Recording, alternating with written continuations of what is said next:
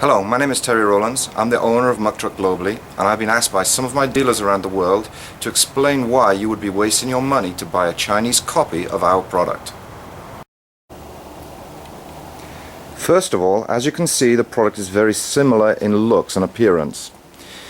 If we go around the machine, you'll see that the dimensions are identical between the wheels, the handlebars, and the bucket. But when we look closer, we will see the differences in the quality, and I will show you why you're wasting your money. This product we bought in last week from an importer into Europe. It's from a company called Nantong Ant Machinery. They call it a garden loader, a BY250, and they've also used the terms Muck-Truck. First of all, let's look at the strength and the structure of the bucket. On the genuine Muck-Truck, we have a bar which is folded and welded underneath the front lip of the bucket. The garden loader doesn't have this. It has a tendency to rip away here at the front edge lip because it doesn't have the structural strength of a genuine Muck-Truck. The garden loader's pins which hold the bucket onto the chassis are 16mm diameter. The Muck-Truck's pins are 19mm diameter. With a garden loader parked next to a Muck-Truck, you can immediately see the thickness of the steel used to manufacture is considerably thinner than that of a Muck-Truck. If I press my hip against the handlebar on the garden loader, you will see there's a considerable amount of flex within the chassis. This is due to the thickness of the steel not being adequate to carry the load of 250 kilos. Let's take a closer look at the handlebars. First of all, the point of contact is the grip. Watch this.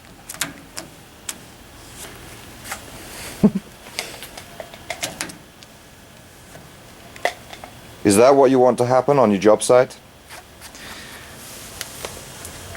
The handlebars are bolted to the chassis without any surround or support in steel. That means if you twisted the handlebars just gently, it would roll around the bolt. See how the handlebar can just twist around the bolt?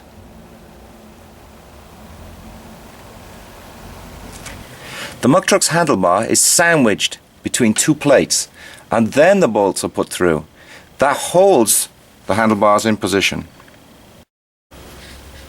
The engine is a Briggs & Stratton. Muck-Truck only uses the Honda commercial grade 5,000 hour engine. It's a GXV.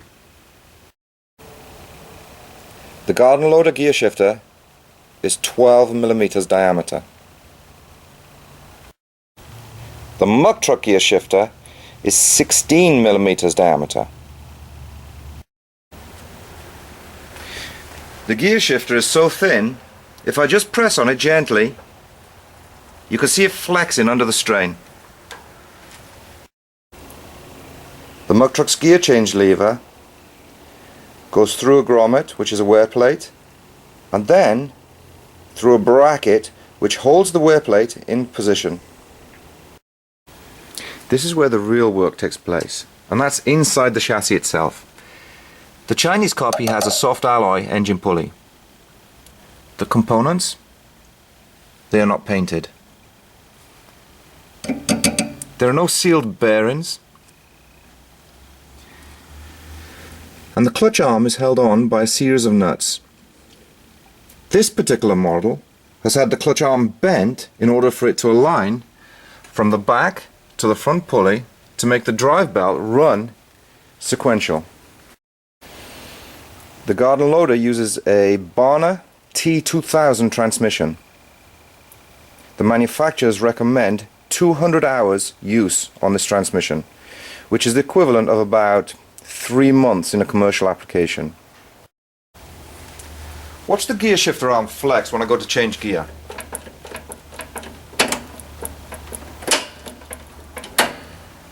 That's not going to last 1 week on a construction site. This is the underside of a Muck-Truck. A mild steel engine pulley, off the shelf bear-end clutch pulley. The clutch arm is held in position with that machine steel bar reinforced to the chassis. All the components are painted, and the transmission is a Tecumseh Peerless MST 200 heavy duty, as used on 90% of garden tractors, sealed for life. On a Muck-Truck, you'll see the gear shifter arm has a bearing going through the chassis. That holds it rigid, and also the gear shifter itself is 16 millimeters diameter, and therefore it doesn't flex. Garden loaders uses a rubber V-belt. Muck-Truck uses a dry cotton V-belt.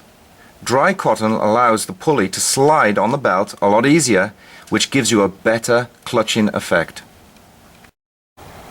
The garden loader's tires are 2-ply.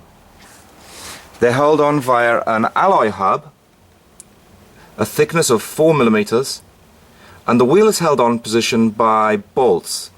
It's not centralized with lug nuts. The Muck-Truck's hubs are 8 millimeters.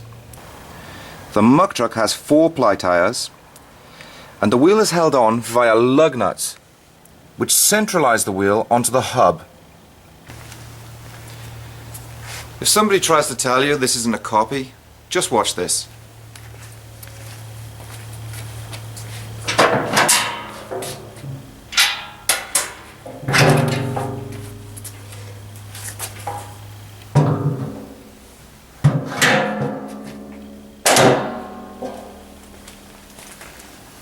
And so, in conclusion, if you're buying a copy of a Muck-Truck, then please bear in mind it's probably come from China. It's cost your importer about $1,000 ex-factory China. He's imported it across the sea at $65 per unit. He's paid no import duties, in which case the machine has cost him $1,065 US. If it's costing you more than $1,260, then you're paying too much.